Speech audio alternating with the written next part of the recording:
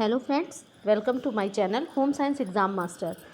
आज हम लोग कुछ प्रश्नोत्तर जो कि आपके जीआईसी प्रवक्ता एग्ज़ाम और टीजीटी पीजीटी एग्ज़ाम के दृष्टि से अत्यंत महत्वपूर्ण हैं और साथ ही आपकी जीआईसी का आपने जब सिलेबस देखा होगा, मैंने अपने टेलीग्राम चैनल पर होम साइंस एग्ज़ाम मास्टर से मेरा टेलीग्राम चैनल है और डिस्क्रिप्शन में भी आपको इसका लिंक मिल जाएगा। मैंने उसका पूरा पीडीएफ आपके फर्स्ट पेपर सेकंड पेपर दोनों का मैंने भेज दिया है। तो आप चाहें तो होम साइंस एग्ज़ाम मास्टर से आप सर्च करेंगे तब भी आपको टेलीग्राम पर मेरा भेजा हुआ पीडीएफ मिल जाएगा। उसमें फर्स्ट सेकंड दोनों पेपर्स के बारे में मैंने पूरी जानकारी उसमें दी है। ठीक है, तो उसके जो फर्स्ट यूनिट का सबसे पहला जो टॉपिक है वो यही है, हमारा सेल है, आपका टिश्यू और साथ में सिस्टम। ठीक है, तो आज हम लोग सेल से स्टार्ट करते हैं और इसी तरह से मैं यूनिट वाइज आपको क्वेश्चन आंसर कराती जाऊंगी और साथ ही साथ में मैं उस जितने भी आपके टॉपिक्स हैं उसमें मैं उनका वीडियो भी अलग से आपको समझाने के लिए अपलोड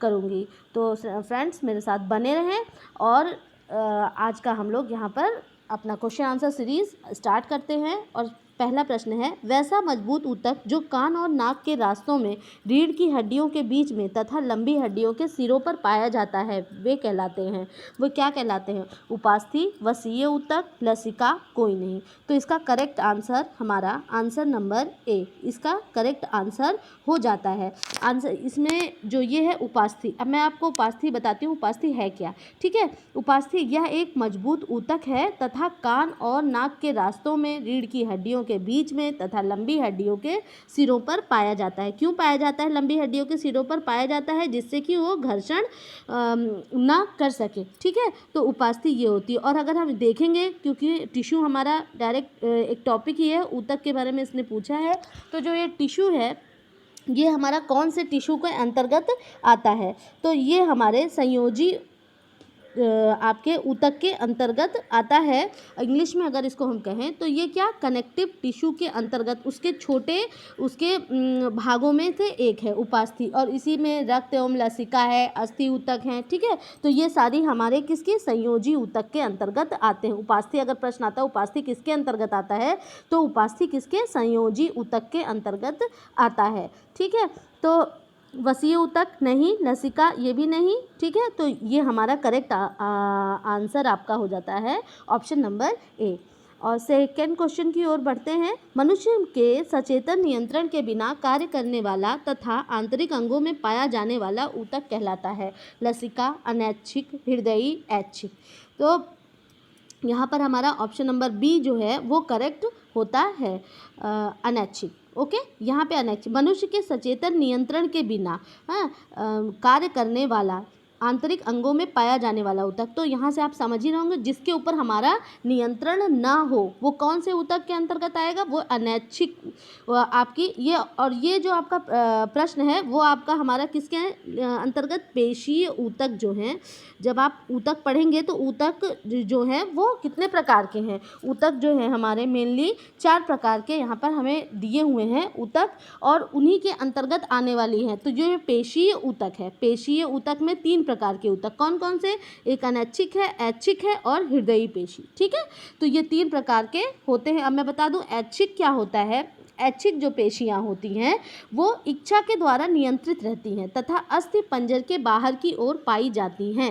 स्केलेटल सिस्टम मतलब कि जिन पर हमारा नियंत्रण होता है, जैसे हमारे हाथ हैं, हमारे पैर हैं, इन सब पे क्या होता है, हमारा नियंत्रण होता है।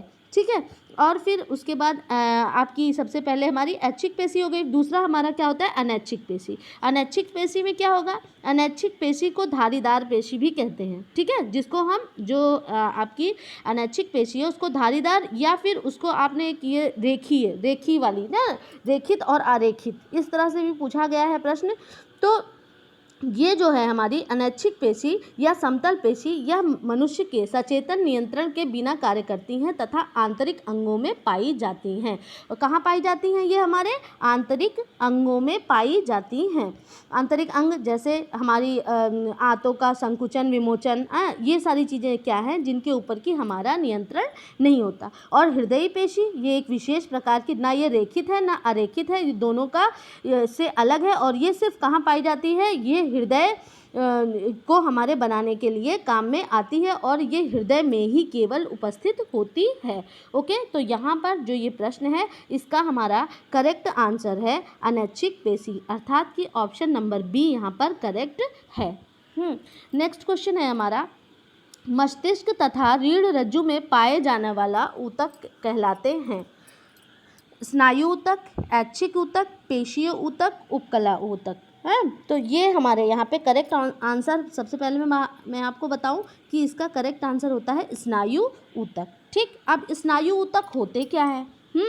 स्नायु ऊतक वे ऊतक हैं जो कि मस्तिष्क तथा रीढ़ रज्जु में पाए जाते हैं तथा स्नायु का निर्माण करते हैं। इसमें कोश तथा रेशे होते हैं और एक स्नायु कोश इसका रेशा मिल करके क्या कहलाता है? न्यूरॉन। और आपको न्यूरॉन की संरचना याद होगी ना, इस प्रकार की, उतना अच्छा यहाँ पे ड्रॉ नहीं हो पाया, मतलब एक से पूंछ जैसी संरचना होती है आपकी न्यूरॉन की। ठीक है, तो ये हमारे मस्तिष्क तथा रीढ़ रज्जु के जो नर्वस सिस्टम है, ठीक है, नर्वस सिस्टम, नर्वस टिश्यूज़ जो है वही हमारे यहाँ पर हैं। ठीक है, तो ये ऊतक क्या कहलाते हैं? स्नायु ऊतक कहलाते हैं। ऐच्छिक, पेशीय, उपकला, ये सारे, ये ऐच्छिक और अनैच्छिक ये तो आपके पेशीय ऊतक के अंतर्गत आ जाते हैं। और जो हमारा सबसे पहला वाला है उपकला ऊतक, उपकला ऊतक क्या है? ये हमारी त्वचा का निर्माण करता है, या हमारे आंतरिक मतलब कि बाहर की जो लेयर बनाने का काम करता है, वो ये अलग एक टाइप है उपकला ऊतक का। ठीक है, फिर नेक्स्ट क्वेश्चन है, विभिन्न ऊतकों के समूह को कहते हैं, जब बहुत सारे ऊतक इकट्ठा हो जाते हैं तो उनको हम लोग क्या कहते हैं? तो विभिन्न ऊतकों के समूह को हम लोग क्या कहते हैं? तंत्र।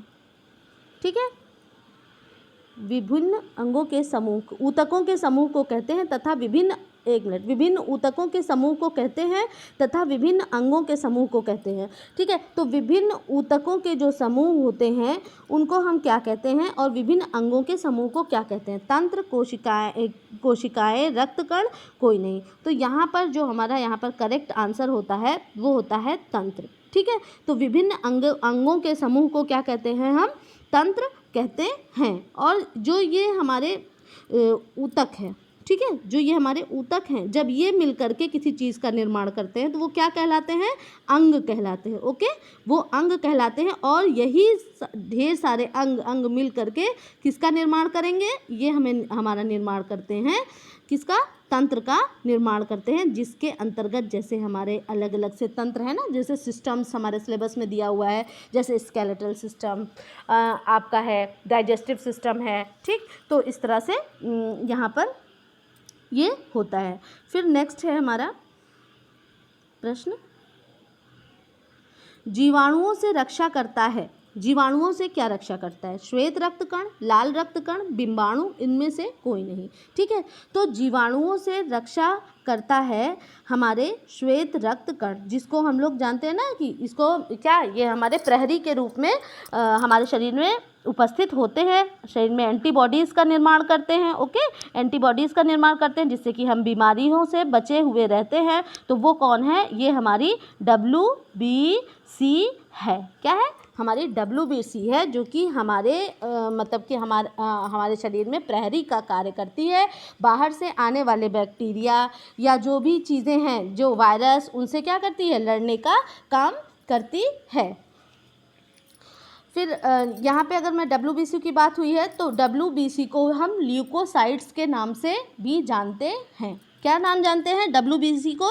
अक्सर ये पूछ लिया जाता है कि आपका इरिथ्रोसाइट क्या है, ल्यूकोसाइट क्या है, थ्रोम्बोप्लास्ट क्या है। ठीक है, तो ये सारी चीज़ें आपको याद होनी चाहिए। तो यहाँ पे WBC की बात हुई है तो मैं आपको यहाँ पे क्लियर कर दूँ कि WBC जो है आपकी, उसको हम लोग किस नाम से जानते हैं? ल्यूकोसाइट के नाम से भी जानते हैं। आप इसको नोट कर सकते हैं, ल्यूकोसाइट। ठीक है, और इसकी मैं आपको ये भी बता दूं कि इसका लाइफ स्पैन कितना है। इसका लाइफ स्पैन मतलब कि इसका कितने दिन ये हमारे शरीर में ज़िंदा रहती है। तो ये कितने दिन से? 13 से 20 दिन तक। ये किसका है? ये हमने आपको बताया WBC का। इसको आप बिल्कुल नोट कर लें, इम्पॉर्टेंट है, कई बार पूछा भी गया है। जीवन काल मतलब कि आपके जो लाल रक्त कण हैं उनका, श्वेत रक्त कण हैं उनका क्या क्या जीवन काल है, ठीक है। और ये क्या यहाँ पर अगर हम देखें तो यहाँ पर लाल रक्त कण की अगर हम बात करें, जिसको कि आरबीसी के नाम से हम जानते हैं, इनका लाइफ स्पैन कितना है। अब नाम पहले बता दूं किस नाम से, और भी हम इसको जानते हैं, तो इसको हम इरिथ्रोसाइट्स के नाम से जानते हैं। किस नाम से? आरबीसी को इरिथ्रोसाइट्स के नाम से जानते हैं।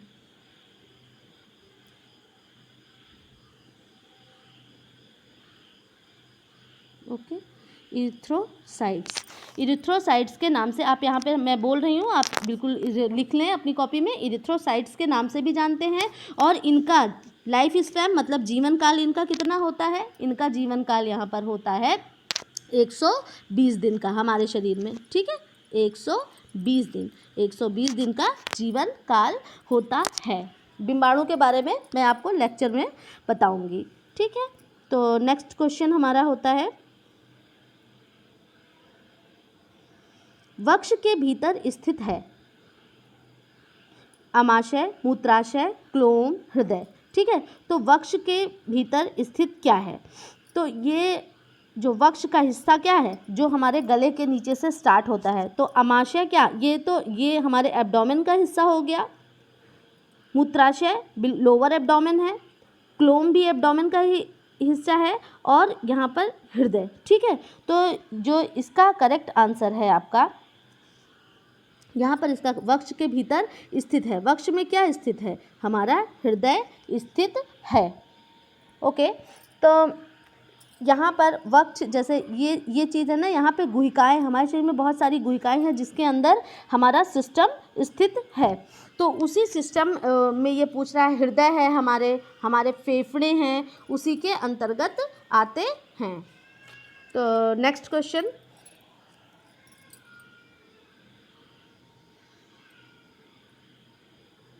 उपकला ऊतक शरीर के किस अंग में पाया जाता है? उपकला ऊतक शरीर के किस अंग में पाया जाता है? थोड़ा सा मैंने आपको उपकला ऊतक के बारे में अभी थोड़ा सा पहले बताया है, तो आपको ध्यान होगा, तो अभी आप इसका करेक्ट आंसर चूज कर लेंगे। मस्तिष्क में, हृदय में, हाथ में, बाहरी त्वचा में। करेक्ट आंसर बाहरी त्वचा में, ठीक है। उपकला ऊतक, अंग्रेजी में इसको एपिथेलियम टिश्यू के नाम से भी जानते हैं, ठीक है। तो ये बाहरी त्वचा में ये पाया जाता है। ये त्वचा की बाहरी परत का निर्माण करता है। हमारे जिह्वा के ऊपर की भी जो लेयर है, ये भी किसकी बनी हुई होती है? उपकला ऊतक की बनी हुई होती है। अस्थि के निर्माण की इकाई क्या है? अस्थि निर्माण शरीर निर्माण की इकाई क्या है? तो जिस तरह से मैंने बताया था आपको, जब हम लोग फाइबर यान्स पढ़ रहे थे ना, तो मैंने बताया था कि जिस तरह से हमारे शरीर की इकाई क्या है? अस्थि, तंतु, कोशिका, उपास्थि। तो इसमें करेक्ट आंसर क्या हो जाता है? कोशिका है। अस्थि के निर्माण की जो सबसे पहली इकाई है वो क्या है? आपकी कोशिका है। तो कोशिका से ही हमारे शरीर का निर्माण शुरू हुआ है। तो इसकी फंडामेंटल यूनिट आ जाता है, आधारीय इकाई आ जाता है, कुछ भी आ जाता है, तो उसका करेक्ट आंसर क्या हो जाता है? हमारा कोशिका हो जाता है।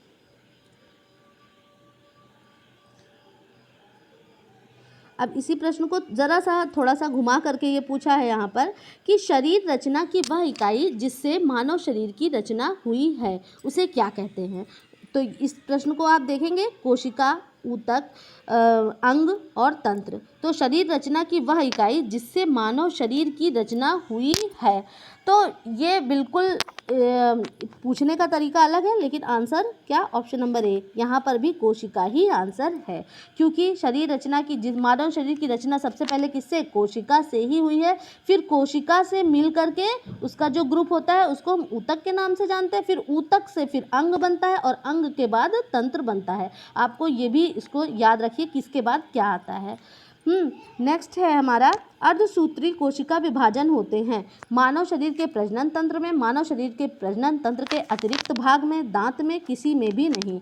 तो करेक्ट आंसर यहाँ पर हमारा होता है मानव शरीर के प्रजनन तंत्र में। आपको इस बात को याद रखना है कि सिर्फ अर्धसूत्री विभाजन कहाँ पे होता है? प्रजनन तंत्र में, ठीक है। ये प्रजनन तंत्र में सिर्फ खाली यहाँ पर अर्धसूत्री विभाजन होता है, और उसके अलावा शरीर की जितने भी अंग हैं उन सभी में क्या होता है? समसूत्री विभाजन होता है। नेक्स्ट क्वेश्चन है, कोशिकाओं के समूह को कहते हैं क्या कहते हैं? अभी मैंने आपको बताया था, ध्यान दीजिए, अंग, ऊतक, तंत्र कोई नहीं। तो करेक्ट आंसर इज बी। तो बी यहाँ पर ऊतक। कोशिकाओं के समूह, सबसे पहले कोशिका होती है, उसके बाद ऊतक होता है, उसके बाद अंग होता है और फिर बाद में तंत्र का निर्माण होता है। तो देखें तो फर्स्ट, सेकंड, थर्ड और फोर्थ, तंत्र का निर्माण सबसे बाद में होता है। नेक्स्ट क्वेश्चन, निम्नलिखित में ऊतक के प्रकार कौन नहीं है? ठीक, अब यहाँ पर डायरेक्ट आपको ऊतक का प्रकार पूछ लिया है, तो मैं आपको यहाँ पे थोड़ा सा ऊतक के बारे में बताऊँगी। आप लोग बने रहें, देखें कि उपकला, संयोजी, पेशीय और लाल रक्त कण। तो यहाँ पर करेक्ट आंसर आपका क्या हो जाता है? करेक्ट आंसर हो जाता है लाल रक्त कण। ये प्रकार नहीं है और उपकला, संयोजी, पेशीय ये इसका प्रकार है। ठीक है, अब यहाँ पे ऊतक के प्रकार, अगर आपसे प्रश्न आता है कि ऊतक के प्रकार है, तो सबसे पहले नंबर पे क्या आता है? उपकला ऊतक, जिसको हम लोग एपिथेलियम टिश्यू के नाम से भी जानते हैं। ठीक है, तो ये सबसे पहले कौन सा आता है? उपकला ऊतक। यहाँ पे लिखा हुआ है ऊपर, उपकला ऊतक। सेकंड पर है आपका संयोजी ऊतक। थर्ड पर है आपका, फिर उसके बाद संयोजी ऊतक के भी कई भाग हैं, पहले मैं 3 आपको बता दूं फिर उसके बाद बताती हूँ। फिर थर्ड पे है आपका पेशीय ऊतक। फिर लास्ट है आपका, मुख्यतः इन्हीं भागों में बांटा गया है, ओके, स्नायु ऊतक। हाँ, तो फर्स्ट क्या हो गया? उपकला, संयोजी, पेशीय और स्नायु ऊतक। ठीक है, उपकला ऊतक जो बाह्य आपके मतलब कि जैसे त्वचा का निर्माण करेगा, ठीक है, बाहरी हिस्सों का निर्माण करता है, और ये क्या करता है? ऊपर झिल्ली का निर्माण करता है, जिससे कि क्या होता है? संरक्षण का काम होता है। संयोजी ऊतक जैसी संरचना होती है, मतलब उसी जगह पर मतलब कि मिल करके वहाँ पर इकट्ठा हो करके अपना ऊतक, तो सबसे पहला इसमें है एरियोलर ऊतक, फिर वसामय ऊतक है, रेशेदार ऊतक है, लचीला ऊतक है, अस्थि ऊतक है, उपास्थि ऊतक है, रक्त तथा लसिका। ठीक है, रक्त तथा लसिका एग्जाम में पूछा हुआ क्वेश्चन है कि रक्त किस प्रकार का ऊतक है, तो आपको ये याद रखना है कि रक्त क्या है? रक्त आपका संयोजी ऊतक है और रक्त ऊतक है। ठीक है, तरल ऊतक के अंतर्गत रक्त आता है, तो इस प्रश्न को आपको बिल्कुल नहीं भूलना है, क्योंकि पूछ लेता है कि रक्त क्या है, तो आप कंफ्यूज हो जाते हैं, कभी प्लेटलेट्स या कभी किसी और चीज़ का नाम दे दिया तो आप उसको कर देते हैं। नहीं, रक्त क्या है? ऊतक है, और ऊतक में भी संयोजी ऊतक का ये एक प्रकार है। पेशीय का मैंने 3 आपको बता दिया था, कौन कौन सी पेशियां हैं? ऐच्छिक पेशी, अनैच्छिक पेशी और हृदय पेशी। ओके, ऐच्छिक, अनैच्छिक और हृदय पेशी। ठीक है, 3 प्रकार की पेशियां हो गई। स्नायु ऊतक क्या है? इसको याद रखना है आपको, मेरुरज्जु और रीढ़ की मस्तिष्क और मेरुरज्जु में पाई जाती है, तथा ये क्या करती है? स्नायुओं का निर्माण करती है। और जो इसकी स्नायु की जो मेन इकाई क्या है? वो न्यूरॉन्स से मिलकर के ये बना हुआ होता है। ये तारे के आकार का और पीछे एक पूंछ लटकी हुई होती है। ओके, तो यहाँ पर ये प्रश्न खत्म होता है। नेक्स्ट प्रश्न आपका है, सहारा गति और संरक्षण देता है। कौन देता है? सहारा, गति और संरक्षण। कंकाल तंत्र, पेशीय तंत्र, नाड़ी तंत्र, श्वसन तंत्र। प्रश्न को आप ध्यान से देखेंगे, सहारा, गति और संरक्षण देने के बाद जहाँ पर भी आएगी वहाँ पर कंकाल तंत्र ही आपका करेक्ट आंसर होगा। तो आंसर नंबर ए यहाँ पर करेक्ट होता है। पेशीय तंत्र क्या है? ये जो ढांचा होता है उसके ऊपर मतलब कि उसके ऊपर की एक लेयर है। नाड़ी तंत्र स्नायु तंत्र है, और श्वसन तंत्र क्या है आपका? रेस्पिरेटरी सिस्टम के अंतर्गत आता है। ओके, फिर नेक्स्ट क्वेश्चन है, भोजन को ग्रहण करना, पाचन करना और अवशोषण कार्य है, किसका कार्य है ये? पाचन तंत्र का, श्वसन तंत्र का, प्रजनन तंत्र का, पेशीय तंत्र का। तो यहाँ पर ऑप्शन नंबर ए, यहाँ पर करेक्ट होता है पाचन तंत्र का। भोजन को ग्रहण करना, खाने को खाना, फिर उसको बाद पचाना और अवशोषण करना, तो ऑफ कोर्स ये हमारे पाचन तंत्र का ही कार्य है और मुख से पाचन तंत्र स्टार्ट होता है। ठीक है, तो अक्सर प्रश्न इस तरह से पूछ लिया जाता है कि पाचन तंत्र मतलब शुरू कहाँ से होता है, तो पाचन तंत्र हमारे मुख से ही शुरू होता है। पहला अंग यही है। श्वसन तंत्र में हमारे फेफड़े आते हैं। पेशीय तंत्र में अभी मैंने बताया आपको 3 तरह की पेशियों का पूरा सिस्टम। ठीक है, प्रजनन तंत्र में आपका यहाँ पर उसकी बात यहाँ पर होती है, आपके यूट्रस है और जितनी भी प्रजनन से संबंधित चीज़ें हैं उनमें क्या होता है, इनका यहाँ पर काम होता है। तो यहाँ पर भोजन की बात हो रही है तो पाचन तंत्र ही करेक्ट आंसर होगा।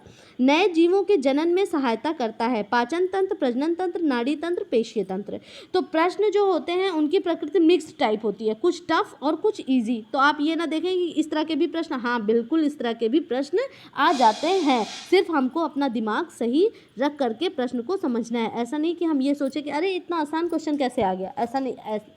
क्वेश्चन जो है वो एक उसका तरीका होता है कि कुछ प्रश्न कठिन, प्रश्नों का स्तर कठिन, कुछ प्रश्नों का स्तर सरल और कुछ प्रश्न मीडियम प्रकृति के होते हैं। ठीक है, तो आप इसका करेक्ट आंसर प्रजनन तंत्र। नए जीवों के जनन में क्या सहायता करेगा, प्रजनन तंत्र सहायता करता है। प्रजनन अंग मूत्राशय, मलाशय आदि होते हैं। हमने आपको अभी बताया था कि कुछ गुहिकाएँ हैं जिनके बारे में अभी मैं आपको बताऊंगी कि वो कौन कौन सी गुहिकाएँ हैं जिसके अंदर क्या क्या चीज़ें रहती हैं। तो यही यहाँ पर पूछ रहा है। प्रजनन अंग मूत्राशय, मलाशय आदि होते हैं श्रोणि गुहिका में, उदरीय गुहिका में, वक्षीय गुहिका में और कपालिक गुहिका में। ओके, तो आंसर नंबर ए यहाँ पर क्या होता है, करेक्ट होता है श्रोणि गुहिका में। तो ये आपके प्रजनन अंग हैं, मूत्राशय मलाशय। मतलब कि अगर मैं आपके यहाँ पर बात करूँ, यहाँ पर आपका हेड वाला सिस्टम, यहाँ पर नेक हो गई और ये आपकी पूरी बॉडी हो जाती है। ठीक है, तो यहाँ पर जो हमारा ये है, ये आपका ये हिस्सा ऊपर वाला, ये आपका किसके अंतर, यहाँ पर वक्ष और ये सारी चीज़ें हैं। यहाँ पे क्या है, ये आपका स्टमक है। स्टमक के नीचे आपका लोअर एब्डोमेन होता है। तो यही क्या है, यही आपका क्या है, श्रोणि गुहिका है। ठीक है, तो श्रोणि गुहिका में प्रजनन अंग, मूत्राशय एवं मलाशय होता है। बिल्कुल भी आपको कंफ्यूज नहीं, समझ करके आप पढ़ेंगे तो बिल्कुल कुछ भी रटने की आपको ज़रूरत नहीं पड़ेगी। ठीक है, और एक होती है सबसे पहले नंबर पर होती है हमारी, अगर सर से स्टार्ट करें तो कपाल गुहिका। ओके, कौन सी गुहिका, कपाल गुहिका। ये देखिए कपाली गुहिका यहाँ लिखा है, वही चीज़ है ये। ठीक है, कपाल गुहिका। ठीक, कपाल गुहिका में हमारा क्या होता है, इसमें हमारा मस्तिष्क सेफली रहता है। ठीक, तो ये हमारा क्या हो गया, कपाल गुहिका हमारे मस्तिष्क के लिए हो गई। वक्षीय गुहिका अथवा छाती, जिसमें कि हृदय, बड़ी रक्त वाहिकाएं, फेफड़े आदि आते हैं। ठीक, मैंने आपको अभी इससे पहले जो प्रश्न था उसमें बताया था। तो ये वाला एरिया है। ठीक है बेटा, ये वाला एरिया है और यहाँ पर क्या हमारा हृदय, फेफड़े, ये सारी चीज़ें और धमनियाँ, ये सारी चीज़ें यहाँ पर आती हैं। ओके, फिर उसके बाद वायु मार्ग की हम बात करते हैं तो ये नोज़ल वाला सिस्टम आप जानते ही हैं।